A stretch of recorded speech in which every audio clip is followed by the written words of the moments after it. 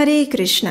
क्या आपने कभी किसी को ये कहते हुए सुना है कि भगवान विष्णु के भक्त सदैव निर्धन होते हैं और शिव जी के तथा दुर्गा देवी के भक्त धनवान होते हैं? या फिर आपके मन में भी कभी ये प्रश्न उठा है? तो घबराइए मत। वर्षों पूर्व परीक्षित महाराज ने भी श्रील शुकदेव गोस्वामी से यही प्रश्न पूछा था। चलिए देखते हैं क्या था वो प्रसंग।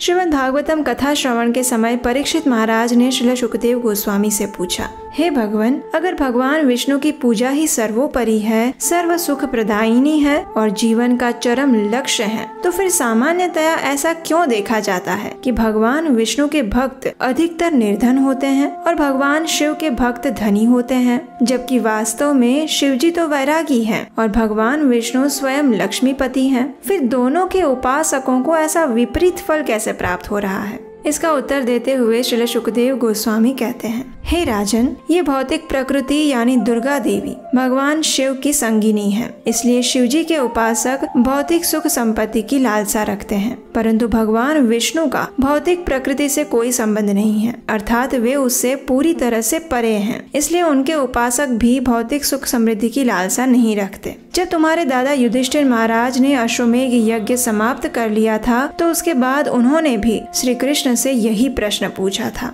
इसके उत्तर में भगवान श्री कृष्ण ने कहा था, यस्याहम् अनुगृह्णामि हरिष्ये तद्धनं शनैः ततो घनं त्यज्यन्त्यस्य स्वजना दुःख दुःखितम् स यदा वितथोद्योगो निर्विण्णः स्याद्धने हया मत्परैः कृतमैत्रस्य करिष्ये मद अनुग्रहम्।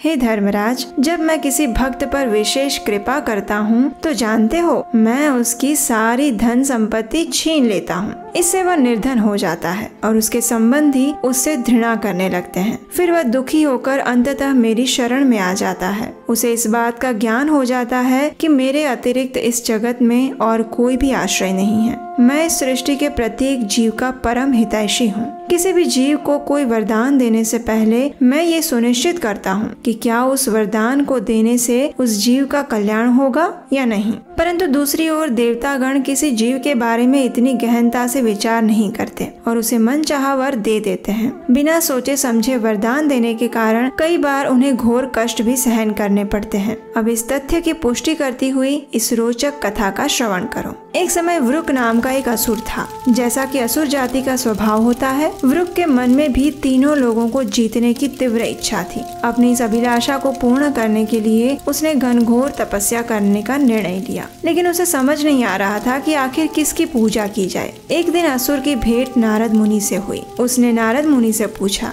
हे ऋषिवर, कृपया करके मुझे बताइए कि इस सृष्टि में शीघ्र अतिशीघ्र प्रसन्न होने वाले देवता कौन से हैं। नारद मुनि उस असुर के उद्देश्य को समझ गए थे। उन्होंने कहा, हे राक्षस राज, इस सृष्टि में केवल भोलेनाथ शिव जी ही हैं जो अति शीघ्र तुम्हारी इस इच्छा को पूर्ण कर सकते हैं। शिव जी अपने भक्तों के थोड़े से गुण देखकर भी उन पर अत्यंत प्रसन्न हो जाते हैं। तुम तो जानते ही हो कि रावण और बाणासुर जैसे असुरों ने भी उनकी आराधना करके किस प्रकार इतना वैभव और ऐश्वर्य प्राप्त किया था। बस फिर क्या था, वृकासुर के हाथ में तो जैसे संपूर्ण ब्रह्मांड की संपत्ति की चाबी लग गई थी। नारद मुनि की बात सुनकर उसने अविलंब भगवान शिव की घनघोर आराधना करनी शुरू कर दी। क्या आप सोच सकते हैं कि उसने क्या किया होगा? उसने केदारनाथ पहुंचकर यज्ञ अग्नि प्रज्वलित की और वहां बैठ गया। भगवान शिव को प्रसन्न करने के लिए वह अपने शरीर का मांस काट काट कर यज्ञ में उसकी आहुति देने लगा। 6 दिन इस प्रकार करने के बाद भी भगवान शिव ने उसे दर्शन नहीं दिए और फिर उसने अपना सिर काटने का निर्णय लिया।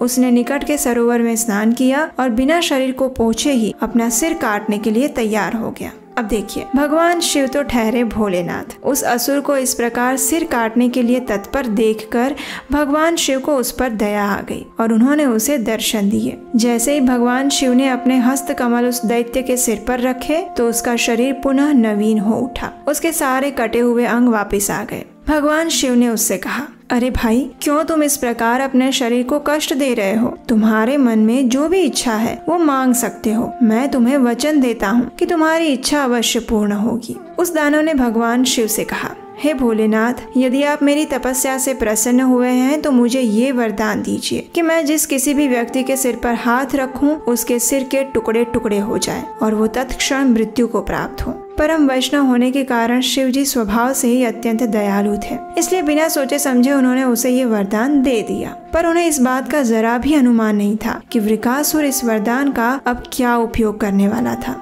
भगवान शिव से अपना मनचाहा वरदान प्राप्त करने के बाद वृकासुर अत्यंत घमंडी हो गया। उस समय वहाँ पर भगवान शिव की अर्धांगिनी माता पार्वती भी वहाँ उपस्थित थी। उन्हें देखकर उस राक्षस ने विचार किया, इस संसार में देवी उमा से अधिक सुंदर और कोई स्त्री नहीं हो सकती। क्यों ना मैं इस वरदान को भगवान शिव पर ही प्रयोग करूं और उन्हें मारने के पश्चात देवी उमा से मैं विवाह कर लूंगा। ये सोचकर देवी पार्वती का भोग करने की इच्छा से वह दानव शिव जी के सिर पर हाथ रखने के लिए उनके पीछे भागने लगा। उस असुर को अपनी तरफ आता हुआ देखकर शिव जी इतने भयभीत हो गए कि तीनों लोकों में अपनी रक्षा की पुकार करने लगे, परंतु कोई भी उनकी सहायता करने में सक्षम नहीं था, क्योंकि वृकासुर को ये वरदान स्वयं भगवान शिव ने ही दिया था। एक परम वैष्णव होने के नाते भगवान शिव अंततः भगवान विष्णु की शरण में जाते हैं और उनसे अपनी रक्षा की याचना करते हैं। जैसा कि भगवान श्री कृष्ण भगवत गीता में कहते हैं कि उनके भक्तों का कभी नाश नहीं हो सकता, इसलिए भगवान शिव की रक्षा करने के लिए भगवान विष्णु ने एक ब्रह्मचारी का वेश बनाया और उस राक्षस के सम्मुख आकर खड़े हो गए। उन्होंने वृकासुर को इस प्रकार कहा, हे शकुनी पुत्र, मैं देख रहा हूँ कि तुम ब्रह्मांड भर में दौड़ते फिर रहे हो और बहुत थके हुए हो। तनिक मुझे बताओ तो सही कि आखिर बात क्या है, शायद मैं तुम्हारी कोई सहायता कर पाऊँ। उस ब्रह्मचारी की बात सुनकर उस असुर ने सारा वृत्तांत उसे सुनाया। फिर भगवान विष्णु ने पुनः कहा, क्या तुम जानते हो कि शिव को अपने ससुर दक्ष से भूत बनने का श्राप मिला है? यदि मैं तुम्हारे स्थान पर होता तो शिव के द्वारा दिए गए वरदान पर तनिक भी विश्वास नहीं करता और एक बार उनके वरदान की परीक्षा अवश्य कर लेता। भगवान विष्णु के मधुर वचनों को सुनकर वृकासुर को ऐसा लगा मानो किसी ने उसके कानों में अमृत घोल दिया हो। उसकी सारी थकान दूर हो गई। ऊपर से भगवान ने उसे शकुनी पुत्र कहकर संबोधित किया था, इसलिए उसे विश्वास हो गया कि हो न हो ये ब्रह्मचारी अवश्य ही मेरे परिवार का शुभ चिंतक होना चाहिए। वृकासुर ने ब्रह्मचारी के वेश में आए हुए भगवान विष्णु के तर्क पर विश्वास कर लिया और उनसे पूछा कि भगवान शिव के वरदान की परीक्षा आखिर कैसे की जाए। तो भगवान विष्णु ने उसे सुझाव दिया, क्यों ना तुम अपने सिर पर हाथ रखकर उनके वरदान की परीक्षा कर लो और अगर उनका वचन झूठा निकला तो फिर तुम उस झूठे को ऐसा दंड देना कि भविष्य में फिर कभी भी वो किसी और को ऐसा खोखला वर देने का साहस ना करे। बस फिर क्या था, वह मायावी भगवान विष्णु की माया जाल में फंस गया और उसने उनकी बात मानकर अपने ही सिर पर हाथ रख दिया और देखते ही देखते उसकी खोपड़ी के चिथड़े उड़ गए। अगले ही क्षण वह भूमि पर धराशायी हो गया। देवतागण आकाश से फूलों की वर्षा करने लगे और भगवान की भूरी भूरी प्रशंसा करने लगे। चारों ओर से जय जयकार होने लगा। एक बार पुनः भगवान विष्णु ने अपनी भक्त वत्सलता को स्थापित किया। तब भगवान विष्णु ने कहा, हे महादेव, जरा देखिए तो किस प्रकार ये दुष्ट अपने ही पापों के नीचे स्वयं धराशायी हो गया है। कोई भी व्यक्ति महान आत्माओं के प्रति अपराध करने के बाद सौभाग्य की कामना कैसे कर सकता है, और फिर इसने तो आप जैसे जगत गुरु के प्रति अपराध किया था। इस प्रकार वृकासुर का वध करने के बाद भगवान शिव और भगवान नारायण अपने अपने धाम लौट आए। तो ये थी आज की विशेष श्रीमद् भागवतम कथा। इससे हम समझ सकते हैं कि वैष्णवों के प्रति किए गए अपराध के लिए स्वयं भगवान भी हमें क्षमा नहीं करते। इसलिए वैष्णवों के साथ व्यवहार में अत्यंत सावधान रहना आवश्यक है, क्योंकि उनकी ही कृपा से हम आध्यात्मिक मार्ग में प्रगति कर सकते हैं और उनके प्रति अपराध करने से हमारा निश्चित पतन हो सकता है। हमारे द्वारा किया जा रहा इन वैदिक कथाओं का प्रयास अच्छा लग रहा है तो आने वाली कथाओं के लिए आप हमें स्क्रीन पर दिए गए नंबर पर अपना आर्थिक योगदान भी भेज सकते हैं। हरे कृष्णा।